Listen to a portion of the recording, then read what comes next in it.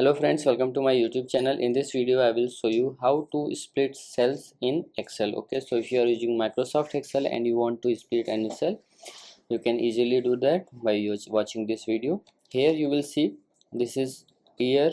Okay, this column is year 2021, 22 and 23, and here in this row you will see this is product, chair, table, laptop and almirah. Okay, so I want to split this cell into two parts. So what you have to do, select the cell which you want to split into two parts. Okay, then press right click, then go to format cells, and then you have to go into the border. Okay, here now what you have to do, now I want to choose this one. Okay, you can choose either of them or this.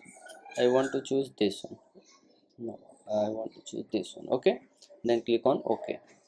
Now what you have to do, now here type whatever you want to type. Okay, and if you are using Windows, you have to press Alt plus Enter, and if you are using MacBook or Mac OS, you have to press Option plus Enter.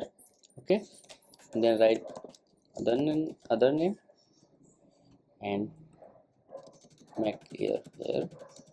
Okay, enter. So like this you can split cells in Microsoft Excel. So if you like this video, please like my video, so subscribe my channel for more videos like this. Thanks for watching.